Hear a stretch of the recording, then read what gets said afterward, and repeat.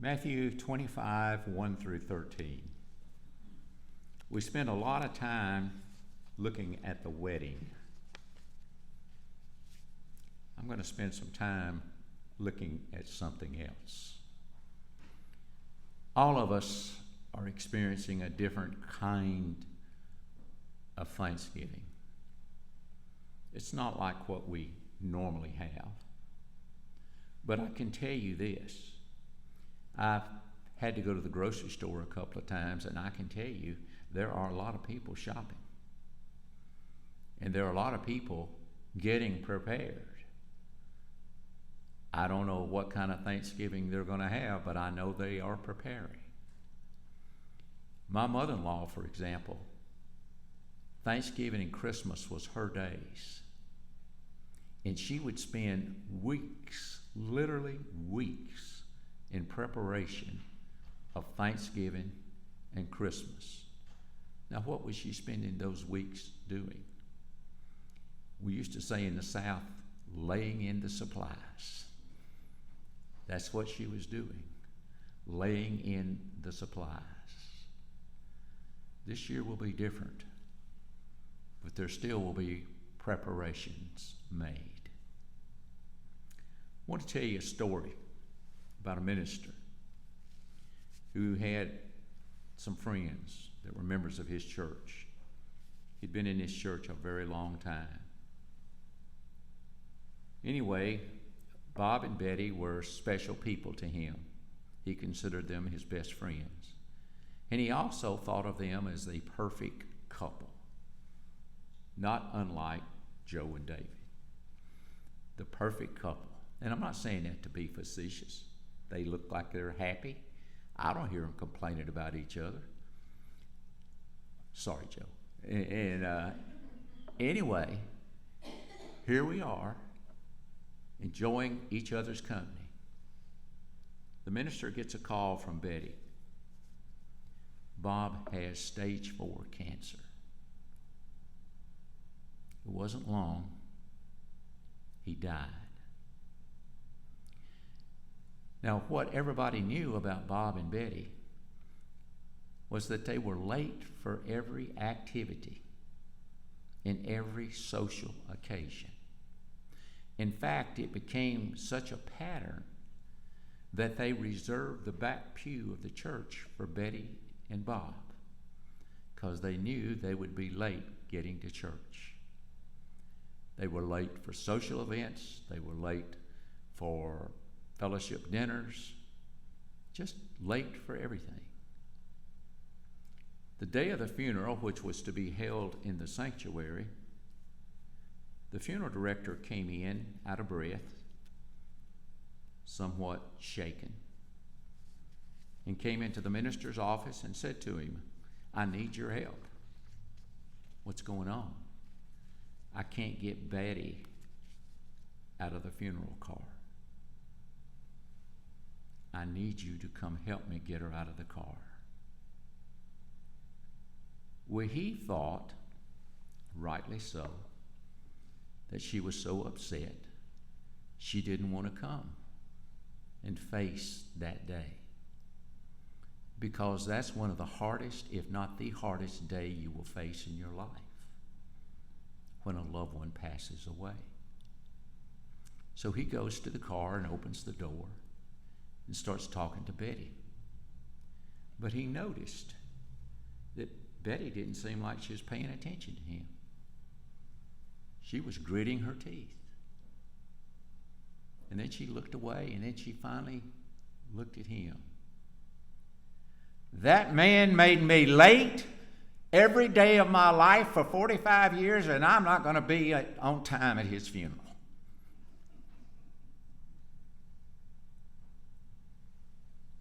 Now that may sound humorous, but what that sounds to me is a real sad life. That you would harbor a grudge for 45 years and take it out on the day of the funeral. Let me share something with you. When you come to an intersection, now I haven't always done this, and I paid a price, boys. Y'all just hear what I'm fixing to say. And you see a light that's green, you're supposed to go. You see a light that's yellow, you're supposed to slow down. If you see a light that's red, you're supposed to stop. Now, what happens when you don't do that, guys? Would you say that you're asking for some trouble? I think so. When you come to a railroad crossing and you see a flashing yellow light, or you hear bells going off or whistles, you know you need to stop. If you've gone to a concert or a play or sometimes, and there's a large crowd there, to get started, what they do is they flash their lights telling you to settle down and sit down. The show's starting. If you see a car in front of you turn their blinker on and you keep going, you can expect what? Trouble. A voice crying out in the wilderness, a voice saying, prepare the way of the Lord. What do all of these examples have in common? Preparation, a warning. Something's about to happen. Verse 13 is the key to Matthew 25. It's not about a wedding. It's about the coming of the Lord and what to expect. Now, where does that come from? That comes from Mark 13:35. Why Mark? Mark was the source for the other two Gospels, Matthew and Luke, the Synoptic Gospels. It was the first gospel written, so Matthew and Luke had that in front of them when they were writing theirs. And in Mark's gospel, he uses the Greek word gegario. Now, gegario in its simplest form simply means keep awake. But if you carry the Greek out, if you've ever studied Greek, it has an infinite meaning. In other words, what one word may mean, you got to keep going to the ending of that word till you get to the real meaning. And the real meaning of that means be prepared. That's what Mark 25:35 is saying. Be prepared. What's it about? The coming of the Lord. What happened with those bridesmaids and the party and the bride? They weren't prepared. And because they weren't prepared, what happened when they went to try to get more oil for their lamps? Sorry, you had your chance. That's what Jesus is saying. Be ready for the coming of the Lord. How do you do that? I compare it to putting on a tool belt. Now, my daddy was a carpenter by trade, and he had a tool belt. Back then, when you wore a tool belt, you had everything but the kitchen sink on that belt when you were working. But let me share what the Christian tool belt is for me. The first thing is knowledge. Why knowledge? You got to know who Jesus is. You got to know what Jesus did. You got to know where Jesus went. And if you know all of that, you've got to have the second tool, which is faith. Do you have the faith to believe it? Do you have the faith to live it? Do you have the faith even when it's hard? And that leads me to the third tool, which is patience. Patience. How long had the Hebrews lived waiting for the Messiah? Thousands of years. And when Jesus came, he came in a way they did not recognize. They did not want to recognize, and they did not want to believe. How will Jesus come again? Will you be ready for that event? If you are, you know what that means. You have the key to unlock the door to get in, to get the oil. We may assume that we have all the time in the world. Why do today what I can put off till tomorrow? Now don't tell me you hadn't never thought that.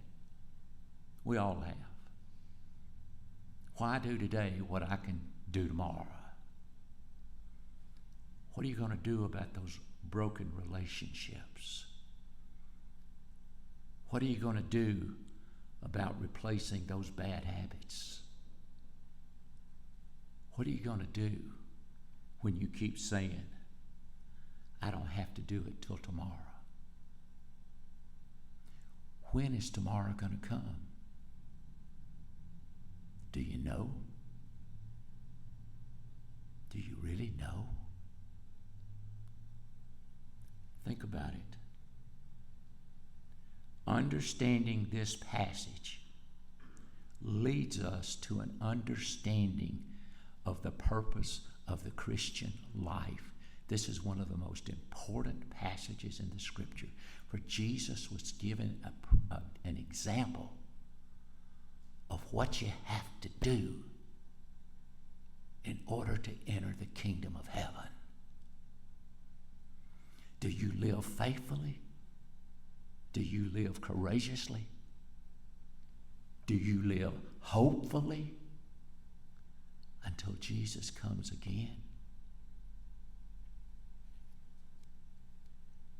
When does this time run out? When Jesus appears? No. The time runs out when we quit breathing. There is no more time. That's the end. And I've learned that the hard way. I remember a time sitting in a parking lot in a mall, going in to get a gift for my brother for Christmas.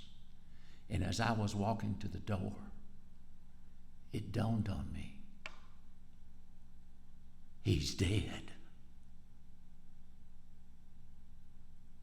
He's not coming back.